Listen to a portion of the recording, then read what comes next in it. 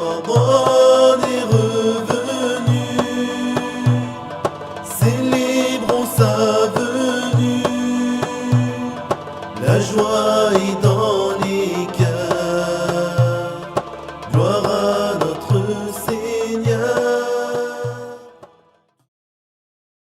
Ce qui est un devoir pour celui qui n'observe pas le jeûne délibérément durant Ramadan. Ne pas accomplir le jeûne délibérément durant Ramadan rend obligatoire les choses suivantes. Dans certains cas, le rattrapage seul, dans d'autres, le rattrapage assorti d'une compensation fidyah, dans d'autres, la compensation seule à la place du rattrapage, et dans un autre cas, le rattrapage et le versement d'une expiation kaffara. Ceux qui n'ont pas jeûné et qui doivent le rattrapage seul sont les suivants.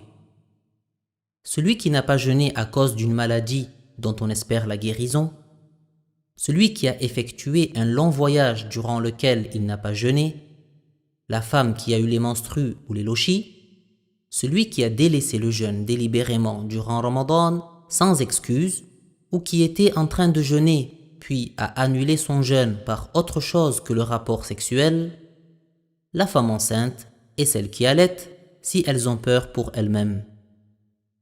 Tout cela doivent seulement le rattrapage jour pour jour. Quant à ceux qui n'observent pas le jeûne et doivent le rattrapage assorti d'une compensation, ce sont la femme enceinte et celle qui allaite si elles ont peur pour leur enfant et n'ont pas jeûné. Elles doivent le rattrapage et la compensation pour chaque jour d'un moud, le plein de 2 mains jointes, pour des mains de taille moyenne, de l'aliment de base le plus courant du pays. Celui à qui il incombait un rattrapage de Ramadan et qui en a retardé le jeûne jusqu'au Ramadan suivant, il doit en plus du rattrapage donner une compensation pour chaque jour, un moud. Quant à ceux qui ne jeûnent pas et doivent la compensation seuls, ce sont le vieillard d'un âge avancé qui ne supporte pas le jeûne ou pour qui le jeûne présente une difficulté insupportable. Celui-là ne jeûne pas et donne une compensation, un moud, jour pour jour.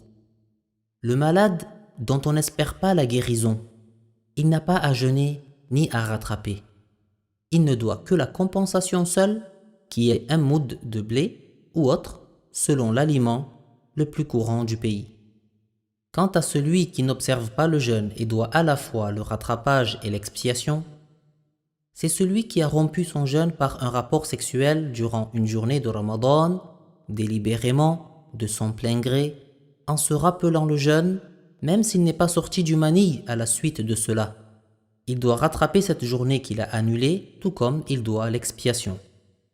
L'expiation consiste en ce qui suit, selon l'ordre suivant. L'affranchissement d'un esclave croyant, si la personne n'a pas la capacité de le faire, ce sera le jeûne de 2 mois lunaires consécutifs, en dehors du jour de rattrapage. Donc, si la personne ne jeûne pas pendant 1 jour ou annule le jeûne de l'un d'eux, même à cause d'une maladie, elle reprend depuis le début. Si la personne est incapable de jeûner, ce sera nourrir 60 pauvres en donnant à chaque personne un moud, de l'aliment de base prédominant du pays. Selon Abu Hanifa, il faut donner à chaque pauvre la valeur correspondant à un repas du matin et un repas du soir. Si la personne est incapable de tout cela, l'expiation reste à sa charge et il ne lui incombe rien d'autre qui le remplace. Retrouvez d'autres cours sur le jeûne de Ramadan sur notre site apbif.fr.